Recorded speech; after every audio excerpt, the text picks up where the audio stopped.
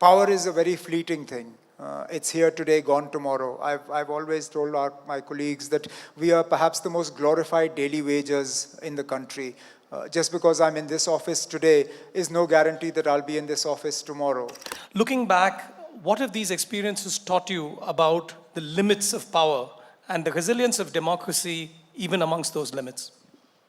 Well, I've actually been seeing this since my teenage years. I saw what happened to my father's government in '84 when the office of the governor was used to encourage defections and to bring his government down. So I've seen the ups and downs of power and power politics from a very young age.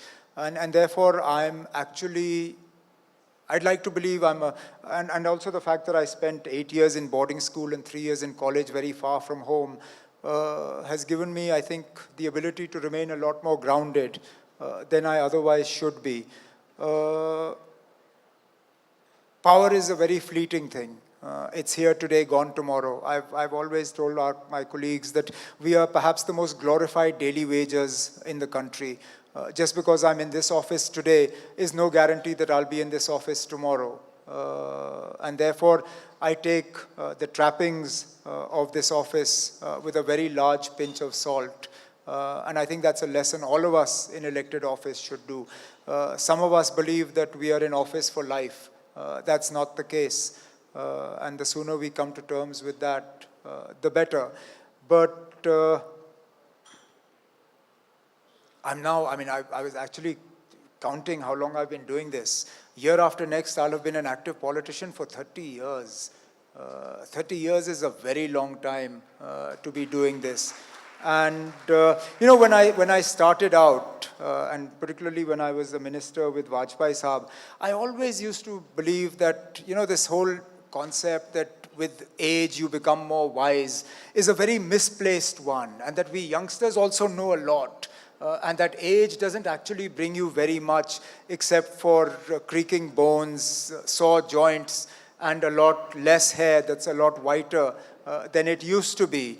Over time, and now with almost 30 years under my belt, let me just say that was really the foolishness of youth, and that age does give you a lot more sort of understanding of situations, of how you deal with things. I am definitely not the person I was when I entered Parliament at the ripe old age of 28. And therefore, age and experience are definitely something that should never be scoffed at, and which is something I was very guilty of in the early part. Thank you for that thoughtful note. Before we wrap up, just a last question. You are from Kashmir and you're sitting here in South India, and we're all asking questions about federalism and pluralism and how this country works. Leave us with one message that you have that brings to bear your own experiences. Well, actually, I'm not going to talk about pluralism or governance or anything. I'm just going to ask you to come and visit Kashmir. That's good. Yeah, that's good, it. Sir. Come and visit. We don't get enough people from south of the Vindhyas.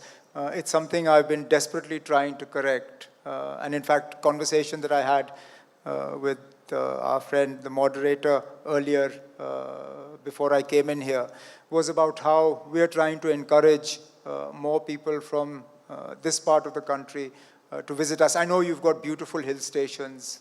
My grandfather actually lived in one for a very long time, against his wishes, but he did enjoy his stay there.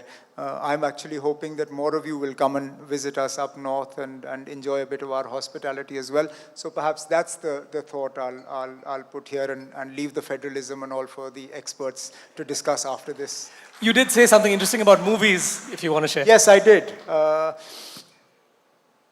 Tourism follows movies. It's clear. Look at how many tourists go to Switzerland thanks to Yash Chopra. As I was telling you, Yash Chopra has done more for tourism in Switzerland than the Swiss government could ever do. So similarly, we are hoping to encourage more and more film crews from the southern parts of the country to come and film in Jammu and Kashmir, particularly in the valley.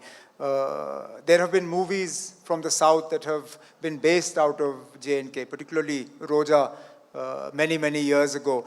Unfortunately, that movie was made at a time when filming in Kashmir was actually not safe. And if I'm not wrong, they didn't film in Kashmir at all. While the story was based out of Kashmir, I think they filmed in Himachal or somewhere else. So now that things are so much better, we're hoping that more film crews from here, because you guys have better budgets, your movies have definitely better budgets, and these days your movies seem to do better than Bollywood movies as well.